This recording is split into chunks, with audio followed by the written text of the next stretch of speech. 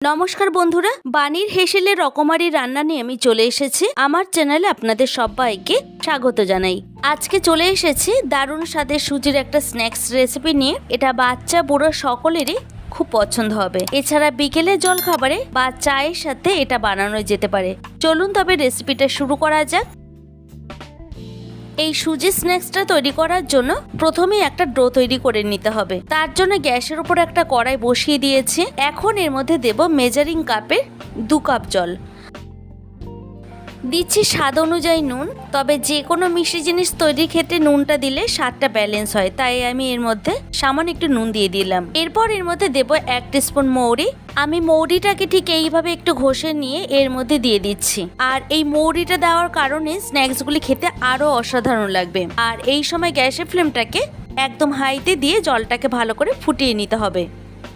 এরপর এর মধ্যে দেব মেজারিং কাপের 1/2 কাপ গুড়। এখানে যে কোনো গুড়ই ব্যবহার করা যেতে পারে। ঘরে যে গুড় থাকবে সেই গুড় দিয়েই কিন্তু এই রেসিপিটা তৈরি করে নিতে পারেন। এবারে গুড়টাকে এই জলের মধ্যে খুব ভালো করে মিশিয়ে নেব। তো এটা এখানে ভালো মতো মেল্ট হয়ে গেছে আর জলটাও খুব ভালো মতো ফুটে উঠেছে। এই পর্যায়ে মেজারিং কাপের 1 কাপ সুজি অল্প অল্প করে এর মধ্যে দেব আর কন্টিনিউ নাড়তে থাকবো। আমি যে অনুপাতে জলটা নিয়েছি তার অর্ধেক সুজিটা দিয়েছি, না হলে লামস তৈরি হতে পারে। যখন সুজিটাকে এর মধ্যে দেব তখন কিন্তু গ্যাসের ফ্লেমটাকে একদম কমিয়ে দিয়ে ডোটাকে তৈরি করে নিতে হবে, না হলে নিচে থেকে ধরে যেতে পারে আর একটা সুন্দর ডোয়ে পরিণত হবে না। আর এই রেসিপিটা তৈরি করার জন্য মেজারমেন্টটা ঠিক রাখা খুবই গুরুত্বপূর্ণ।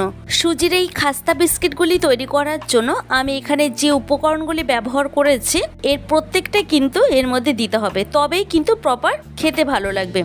তো আমার এখানে ডোটা রেডি হয়ে গেছে। এখন এটাকে একটা প্লেটে তুলে নিয়ে কিছুক্ষণ ঠান্ডা করে নেব।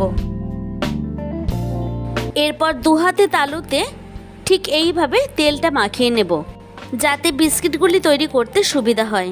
আর এখনো যেহেতু এই সুজির ডোটা গরম আছে তাই একটু অসুবিধা হচ্ছে, তবে খুব ঠান্ডা করে নিলে কিন্তু বিস্কিটগুলি তৈরি করা যাবে না। এটা এরকম হালকা গরম থাকা অবস্থাতেই মেখে নিতে হবে। তারপর লম্বা শেপ দিয়ে নিয়ে মাঝ বরাবর ঠিক এইভাবে কেটে নেব। এখন এর উপরে একটু শুকনো ময়দা ছড়িয়ে দিয়ে ঠিক এরকম ভাবে আলতো হাতে শেপ দিয়ে নেব।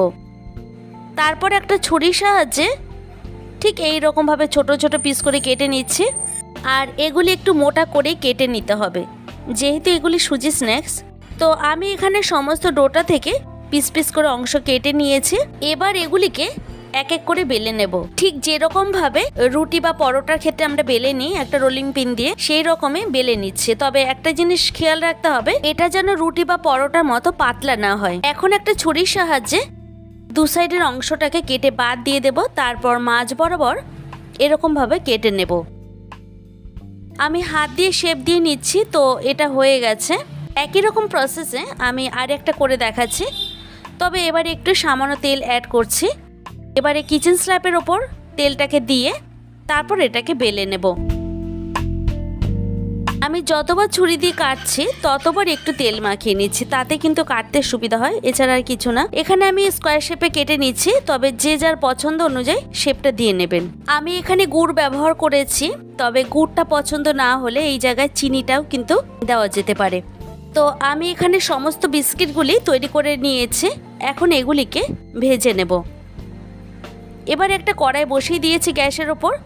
এখন কড়াইটাকে ভালো মতো গরম করে নেওয়ার পর পর্যাপ্ত পরিমাণে তেল দিয়ে দিচ্ছি। তেলটা এখানে হালকা গরম হয়ে গেছে। এখন এক এক করে এর মধ্যে বিস্কিটগুলি দিয়ে দেব। এবারে গ্যাসের ফ্লেমটাকে কমিয়ে দিয়ে প্রথমে যে কটা বিস্কিট ধরবে সে কটাকে ভেজে নেব। আমি একটা স্পুন দিয়ে এর উপর একটু তেল ছড়িয়ে দিচ্ছি, যাতে একটু ক্রিস্পি ভাব আসে। আর এই সময় গ্যাসের ফ্লেমটাকে একদম মিডিয়ামে দিয়ে এগুলিকে ভেজে নিতে হবে। প্রথমে হিটটাকে একদম বাড়ানোর প্রয়োজন নেই, তাহলে ওপরটা পুড়ে যেতে পারে। এই সুজির বিস্কিটগুলিকে অনবরত নাড়াচাড়ার ওপর রাখতে হবে, না হলে নিচে থেকে ধরে যেতে পারে। তো ভাজার সময় যখনই দেখবেন একটু লালচে কালার চলে এসছে তখনই এগুলিকে উল্টে দিতে হবে অন্য পাশে হওয়ার জন্য। আর এই সময় হিটটাকে একদম কমিয়ে দিয়ে রাখবো, মানে একদম লোতে দিয়ে রাখবো। আর এগুলিকে একটু বেশি সময় ধরে না ভাজলে একদমই কিন্তু খাস্তা হবে না, তাই এইভাবেই একটু হাতে সময় নিয়ে এগুলিকে ভেজে নিচ্ছি। তো আমার এগুলি ভাজা হয়ে গেছে, এখন এগুলিকে তুলে নেব। একই রকমভাবে আমি বাকি যে বিস্কিটগুলি আছে সেগুলিকেও এর মধ্যে এক এক করে দিয়ে দেব। তারপর মিডিয়ামে রেখে এগুলিকে সময় নিয়ে ভেজে নিতে হবে। এই সুজি স্ন্যাক্সগুলি খেতে কিন্তু অসম্ভব মজার হয়, আর বাচ্চাদেরকে যদি এইভাবে তৈরি করে দেওয়া যায় ওরা কিন্তু খুবই মজা করে খাবে। এই সুজির বিস্কিটগুলি অনেকটা সময় পর্যন্ত খাস্তাও থাকে। এগুলিকে খুব সহজেই অল্প সময় তৈরি করে নেওয়া যায়, আর উপকরণও একদমই কম লাগে। তৈরি হয়ে গেল খুবই কম সময় এবং কম উপকরণে একটি দারুণ স্বাদের স্ন্যাক্সের রেসিপি। এটা কেমন লাগলো অবশ্যই আমাকে কমেন্ট করে জানাবেন। ভালো লাগলে প্রচুর লাইক শেয়ার করবেন, আর এতক্ষণ পাশে থাকার জন্য অনেক অনেক ধন্যবাদ।